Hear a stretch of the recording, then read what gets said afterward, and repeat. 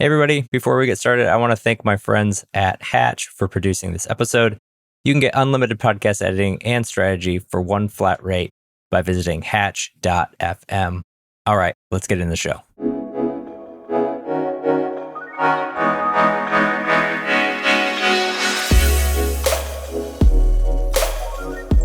Welcome to Distribution First, the show where we flip content marketing on its head and focus on what happens after you hit publish. Each week, I share playbooks, motivations, stories, and strategies to help you repurpose and distribute your content because you deserve to get the most out of everything you create.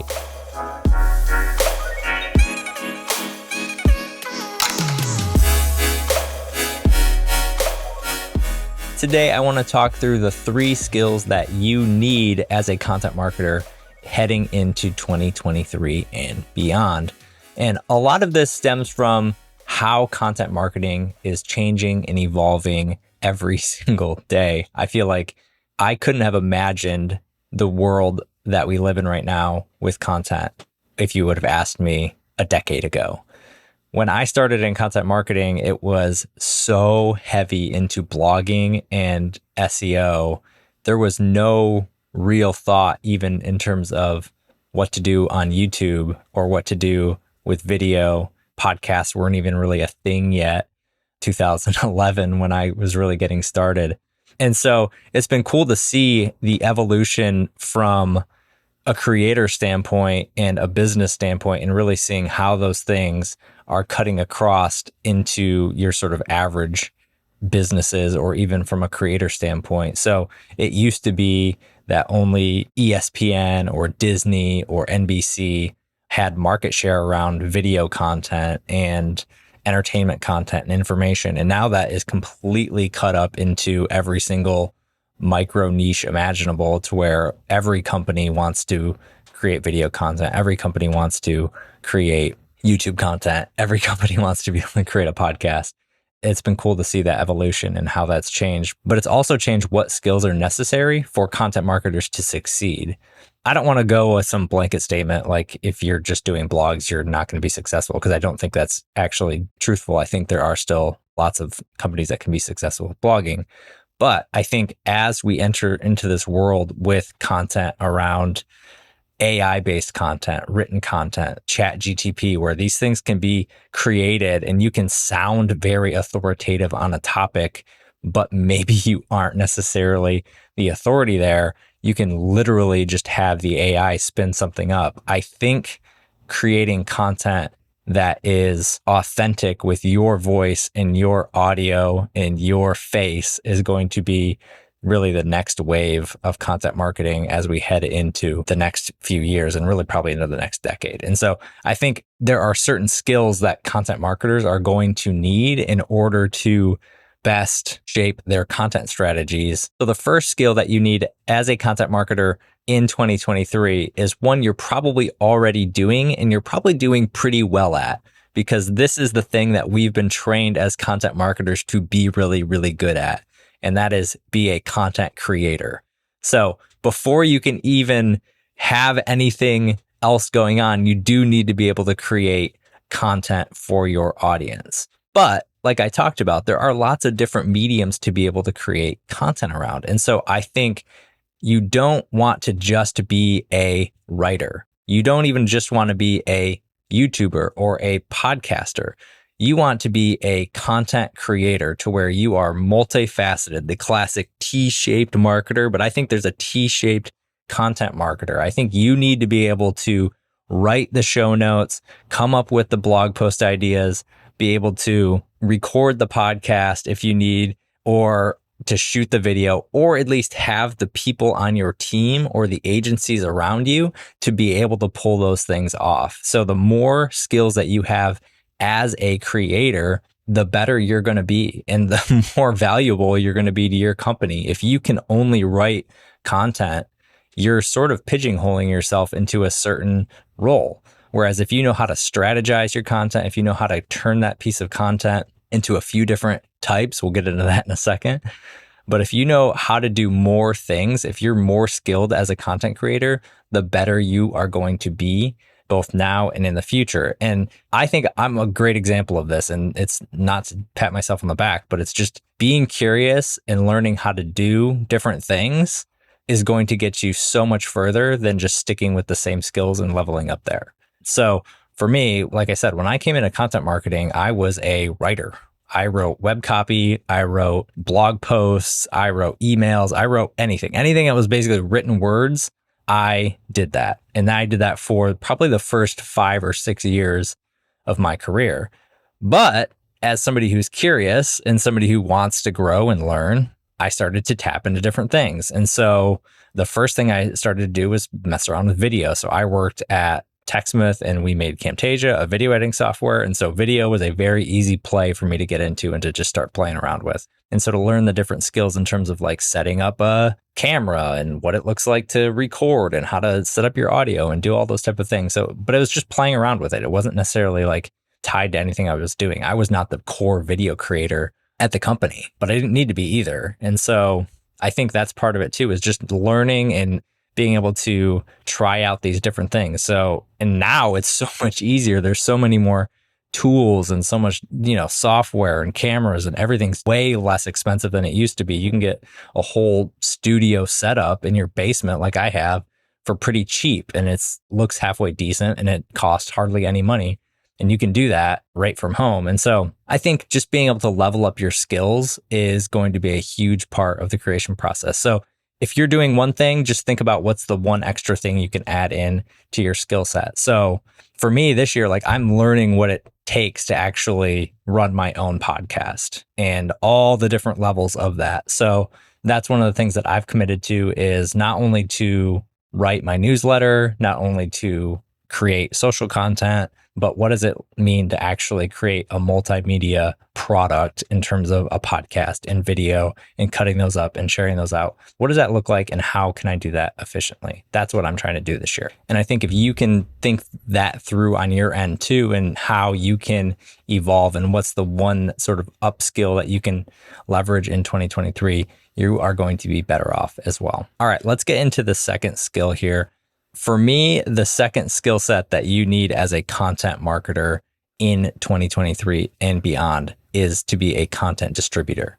And that's the whole basis behind this podcast, is getting people to think about distribution ahead of content creation. So like I said, we've already got content creation sort of figured out. Maybe you might need to upskill a little bit. Maybe you need to figure out a few different skills that you can learn to be a more multifaceted creator. But from a distribution standpoint, content marketers, I'm just going to be honest, we stink at distribution. Like for the most part, we really stink at it. We're creation first mindset people. We have to get production out the door. We have to create podcasts. We have to write blog posts. And that's all we really care about at the end of the day, because a lot of the times we're judged on that production from our managers, from our bosses. Hey, did we get that piece out? Yep, we did. Awesome. And then we kind of go back later and it's like, well, how did that do? How did that perform? Well, it's, not very good. Or like, well, it hasn't ranked yet, but we're trying to see what we can do, rather than think about those things proactively. The fact of the matter is, you need to be able to get the content that you're creating off of your website and get it into the feeds where people hang out. And that's a huge difference for how people create content. And you can see the channels are starting to allow for this as well. So like YouTube traditionally was very much a search-based platform where you created content and you tried to get people who had demand for that type of information searching and watching. Whereas now with shorts, it's becoming a discovery platform. They're trying to compete with TikTok and with Reels and trying to get that information in front of people. So you don't necessarily have to be able to create content that somebody's looking for. You can actually generate demand on these channels. And that's the whole purpose of content distribution, is getting your ideas in front of the target audience and doing that consistently. And so you need a plan ahead of time before you even create this type of content, in terms of where you're going to share it, who you're going to share it with, how often you're going to share it. And this doesn't have to be a massive plan. It just has to be written down. It just has to be thought through enough to where you can say, hey, when we record this podcast, every podcast at a minimum is going to be shot as a video. We're going to upload that on YouTube. We're going to take 2 clips out of that, and we're also going to share those on YouTube. I'm going to find maybe 3 to 5 social clips that I can take out of those, and we're going to put those out. And then I'm going to take those clips, I'm going to take the transcripts from those clips. I'm going to write, 3 to 5 social posts off of those and be able to have that. And if you're able to do that, you're going from a podcast to having close to 15 or 20 different pieces of content that are coming off of that. But you just need to have that plan. It doesn't mean it's got to be rock solid and set, and that's all we're going to do. And this is the only thing. And I'm going to force, 5 clips out because that's what I said. But it's just giving yourself a starting point to say, okay, every time we release X, I know what's going to happen with it. And so just fill in what X is for you. Every time we release a product webinar, we are going to email our audience, put an announcement in product, and share something out on social 4 times over the next month. So it's just coming up with the actual written down distribution plan for how you're going to share that content with your audience. If you just do that, you'll be in the top 1% of content marketers. I can guarantee you, because most people that I talk to have no plan to be able to get that in front of their audience. So simply writing down a few options for that next blog post. So do this, right? Take down a piece of paper. I'm sure you've got content in pipeline. What are you going to do to get that content in front of your audience over the next 4 to 6 weeks? And then just think through what that looks like. That might be one social share in an email over the next 6 weeks. So can you find a few pieces of content and be able to drip that out? And that really leads into number 3, which is becoming a content repurposer. Being a content repurposer is all about taking one thing and turning it into more things. And you can probably tell I've been leading up to this throughout the show in different ways and formats, but that's the whole way to become a smarter content marketer in 2023, is be able to get more out of less. So in the last episode, if you listen to that one, I talked really about the mindset that trips up a lot of content marketers. And it's this idea of we end up having to create so much stuff all the time. In that episode, I actually break down how to start shifting that at your company. But how you end up doing that is at its core through content repurposing. It's getting the most out of the stuff you create. So when you create a podcast episode, you are going to squeeze as much content goodness out of that as you possibly can. So it's being able to take one thing and turn that into 10 things, turn that into 20 things, and then being able to distribute that, like we just talked about, distribute that across your audience over time. Most people, when they create content, think about it in a very short time span. So if you create a blog post, you might hit a production or a distribution or a repurposing share on that for 1 week, maybe 2 weeks max, to where you're sharing out a couple things and then you move on with your life and you forget that thing ever existed. What I want you to think about is just think about a more long-term plan. I had to do this at both companies where I was at for over the last several years. Really had to focus on this when I was at Metadata, because I was running a content team of 10 to where I was a content team of 1. And so I had to basically try to think, okay, how do I get as much bang out of my content buck as possible?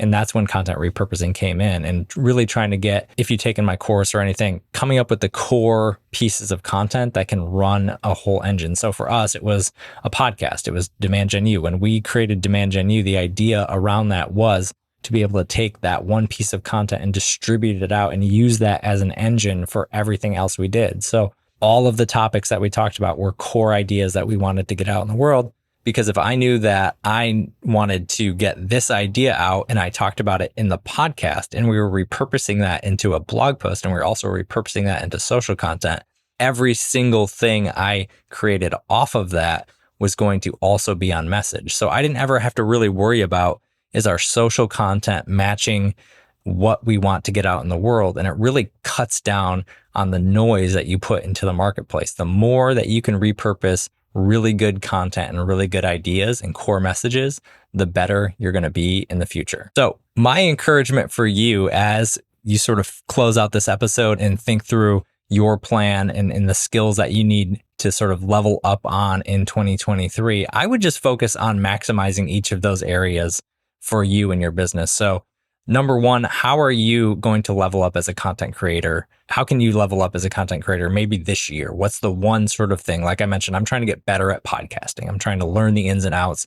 And if I can get a little bit better every single day, by next year at this time, I'll be amazed at how far the show has come. Number two, how are you going to become a better distributor?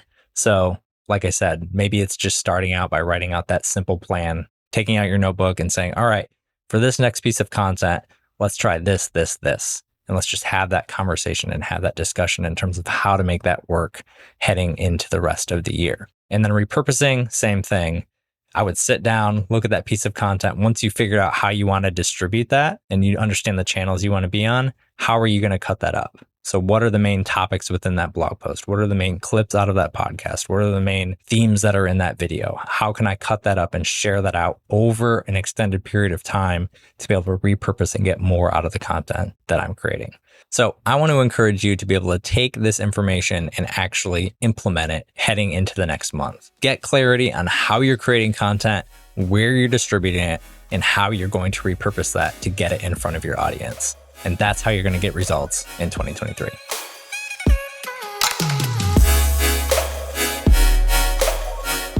All right, I hope you enjoyed this episode of Distribution First, and thank you for listening all the way through. I appreciate you so much. And I hope you're able to apply what you learned in this episode, one way or another, into your content strategy as well. Speaking of strategy, we have a lot of things going on this year that are going to help you build your brand, 10x your content, and transform the way you do content marketing. Make sure to subscribe to the show and sign up for my newsletter at justinsimon.co so you don't miss a thing. I look forward to serving you in the next episode as well. And until then, take care, and I'll see you next time.